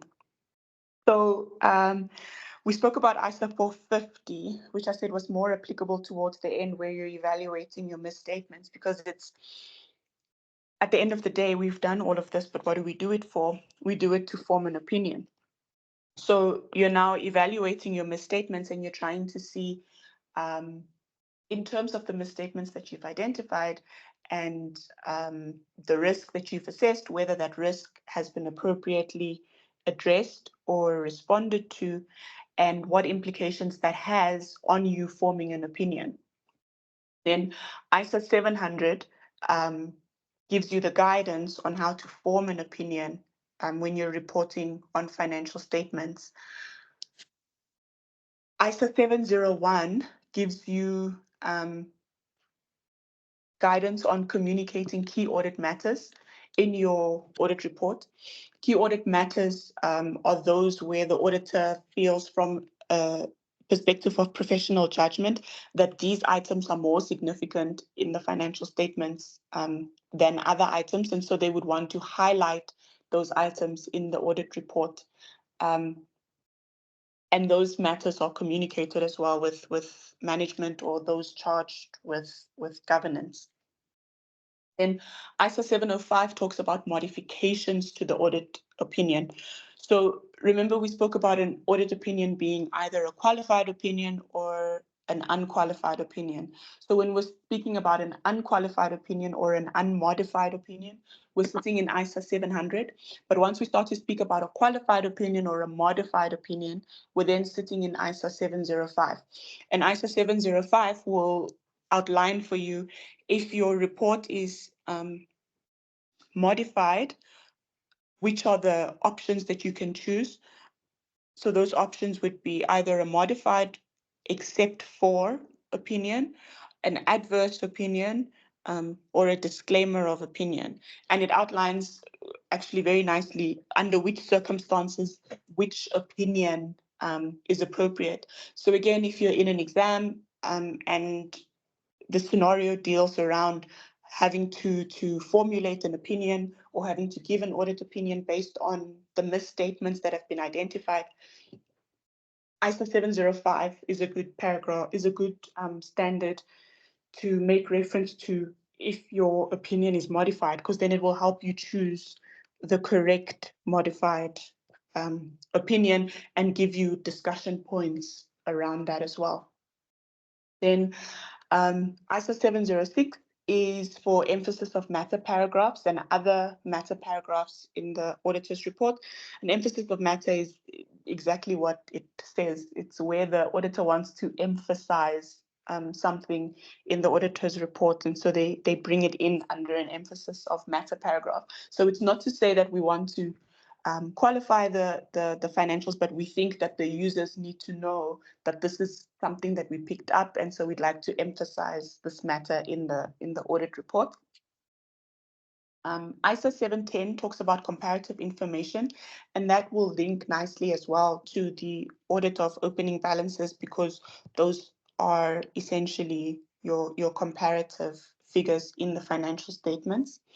And then ISO 720 talks about the auditor's responsibility relating to other information. It's not a lot in that standard, because the paragraph in the auditor's report as it relates to other information is a very short paragraph. It doesn't have a lot of info in it. And that is concluding and reporting. Are there any questions on concluding and reporting? Yes, Unathi. There's an issue that I need maybe to assist in terms of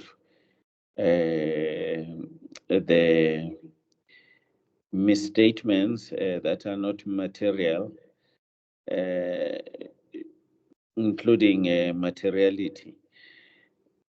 Do the auditor carry forward the misstatements that are not material individually from one year to another? If the misstatement is on a balance, then it would impact, because it's a roll forward misstatement. So if you had PPE that did not exist in the current year, it stands to reason that if you've not adjusted it, then next year you still are carrying the same PPE that does not exist. Okay, now it makes sense now. Because in this organization that I'm talking about in government, the auditors were refusing for us to set materiality, saying, you guys, you are in disclaimer, you cannot talk about materiality, because individual materials, individual misstatements in the prior year are material, basically, even going forward. So everything is material to the organization. Now it makes sense if they can carry forward the misstatements in the balances. Yeah, so it's very specific in the balances, because from an accounting perspective, remember that your income statement closes off into retained earnings. So your income statement items are actually total items. They're not balances that you bring forward. I fully understand. Thanks. And then maybe on 720, the other information can relate to annual report as well. If there's you are issuing an annual report and then there are financials, the auditors would want to see the information in other reports consistent to the financial statements. Yeah, so it could be something like, I don't know if you've seen, some financial statements will have a detailed income statement at the back, and that Yes. detailed income statement will even list things like stationery, etc. And Mm. normally the auditor doesn't express an opinion on that, but they do check that the other information is not inconsistent or contradictory to the information that was audited. Okay. Yeah, so they say that any other information that we've not audited, we've sort of reasonably just looked that that information does not contradict the information that's been audited. Okay. But we are very clear that we don't express an opinion on the other information because we've not audited it. Cool. Any other questions?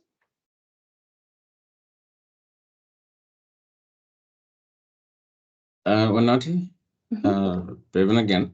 Just these items that we're going through, are these the core of what we need to know going through this course? Or are some a bit more important than others? Or I'm just thinking for just going ahead. Some are a bit more important than others. You're looking at the number of the standards. Mm-hmm. Yeah, some are a bit more important than others.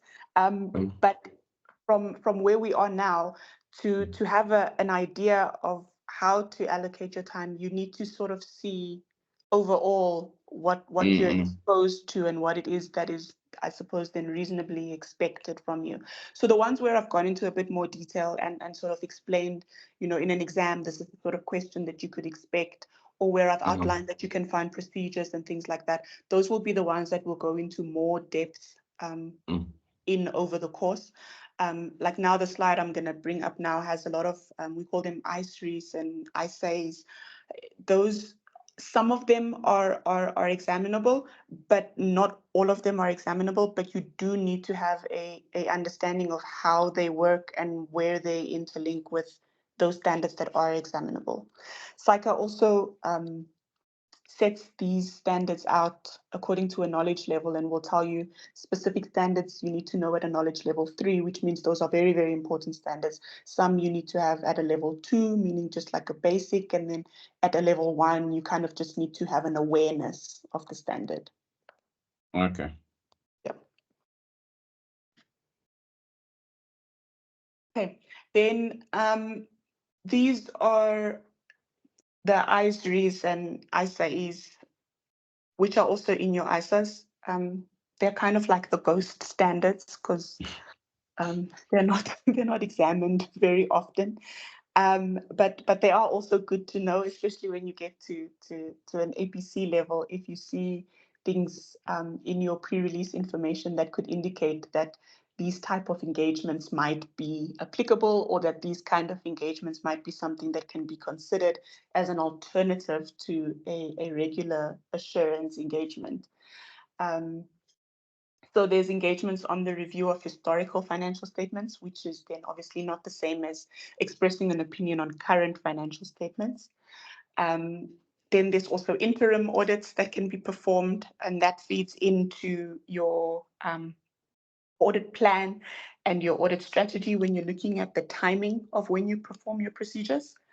Then there's agreed upon procedures, which is quite simply where you approach the auditors and you ask them, I actually just want you to audit these specific things.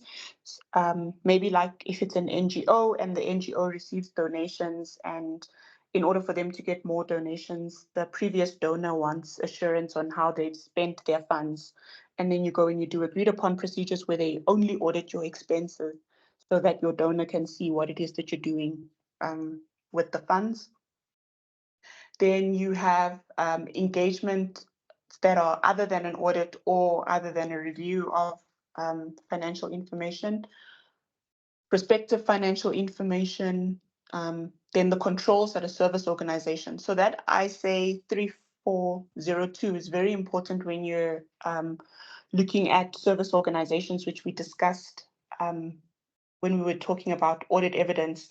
If you've got an outsourced service to another entity and they're assisting you with either preparation of tax calculations or payroll or whatever the case is. Greenhouse gas statements, which links back to the sustainability standards.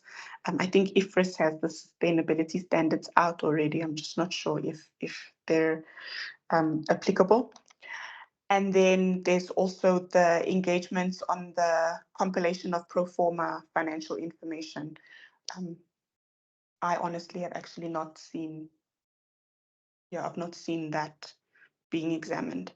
But yeah, then you've got that ICE 340. Any questions on these? You'll find them in the back of your books. It's like Ghost City. It's like in the back. Then these are important. SARP 2, SARP 3, and SARP 4. I suppose even SARP 6. Very, very, very important because those will give you illustrative examples. So in SARP 3, you'll find illustrative examples of audit reports. So if you're ever being asked to compile an audit report, you can find that in SARP 3. If you're looking for external confirmation letters and additional procedures around that, you can find that in SARP 6. And then SARP 4 will outline when you're approaching the legal counsel for an entity, perhaps where there's litigation claims that are involving the entity. Any questions around that? This IREG, which is the revised guide for reportable irregularities, that will link back to your Auditing Professions Act.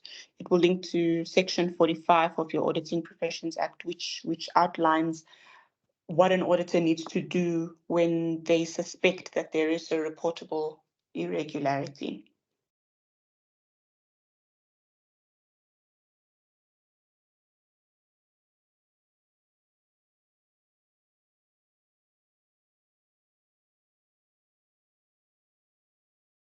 Are there any questions on this? Hi, Onati. Can I just ask, I think it's a simple question, on how important it is to utilize the audit language in the examination? I don't know if I make any sense. It's very important. It's very, very important that you use audit language, because the test of control versus a substantive procedure is not the same thing. A substantive test of detail versus a substantive analytical procedure is also not the same thing. So you can't just say we're going to go there and we're going to perform substantive tests. You've got to be very specific around what it is that you're doing. Does that make sense? Yeah, thanks. Cool. That's why I said in the beginning as well that before you start with the standard, I would very much advise that you look at the definitions, acquaint yourself with the definitions. And when you're speaking as well, even in class, when you ask your questions using audit language so that you can get in the habit of speaking that way. Once you're in the habit of speaking that way, you will also be in the habit of writing that way.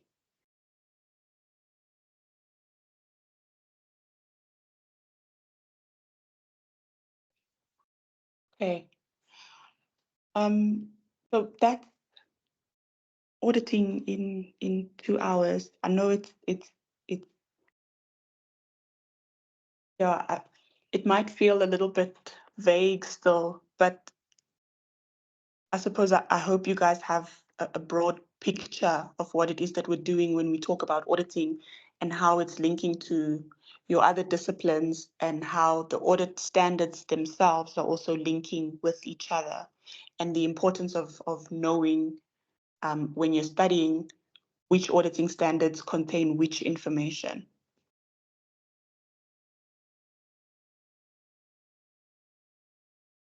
Not just to comment on that. There's been a lot of information, and I have an overall idea, but I hope as we go through the course and obviously in studying that some of these things will come to the fore. Just as a comment. Yes.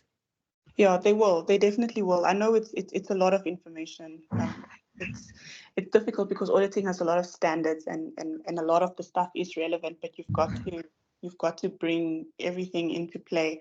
So it is difficult to sort of zone in and give an in-depth discussion, because then we'll be discussing until tomorrow morning. But yes, you're absolutely correct. When we start the classes and we go through the material and we do the questions and we do the tutorials, everything will make more sense. And in those classes, we'll have a better opportunity to spend more time on the concepts and to sort of go in depth on them at that time.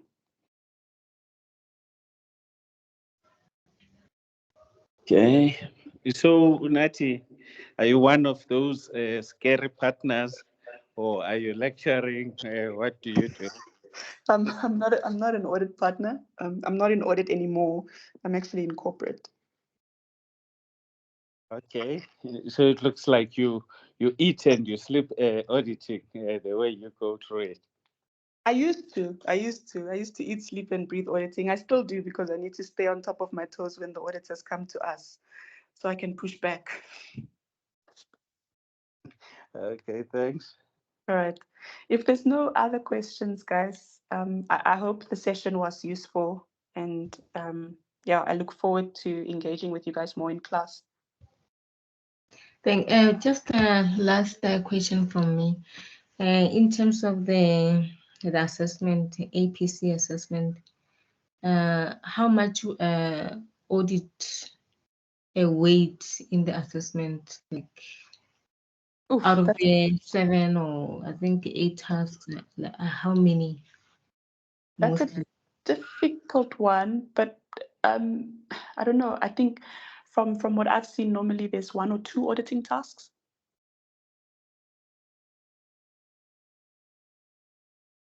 Thanks. Yeah, I don't think I've ever seen a case study that's got 3 auditing tasks.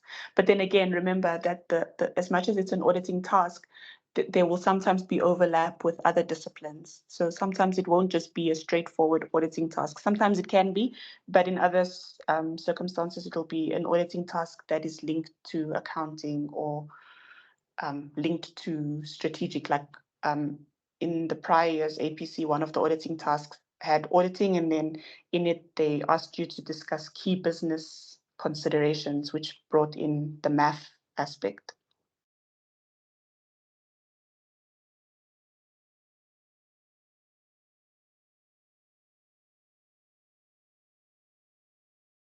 Okay, but the bottom line is you can't pass if you don't understand auditing, if that's what you were trying to assess. Okay, no thanks. Okay. Okay, if there's no other questions, then like I said, it was good meeting you guys. I look forward to engaging with you guys more in class. Sorry, Anati. Mhm. Just maybe a last one, sorry, just to not to hold up anyone. Just on the class notes that we're going to deal with, are they going to be sent beforehand? So that we can maybe like read through it and go through it. I know this is just the unpacking, but I'm talking about the classes because I'd like to try and if the notes are earlier available, then these ones were sent to us. I mean, okay, it wasn't unpacking, but it was sent to us like just before class. But I mean, going forward and going through the IFRSs and what have you, I'd like to go like a day before, something to that effect. Will we be getting that? I'm just asking. I'm sure that can be arranged. It should be that way because the material would be prepared beforehand in any case. I think with this one, this might be my fault that you guys received it late. My confirmation came a bit late. I had a busy work day, sorry. But in future it will, yeah, because the material is prepared beforehand, so you'll have it beforehand. Okay, no, thanks. Okay. Cool. Thanks, everyone. Enjoy the rest of your evening. Thank Thank you, you. Nati. Thank you, guys. Bye. Bye. Thank you, Nati.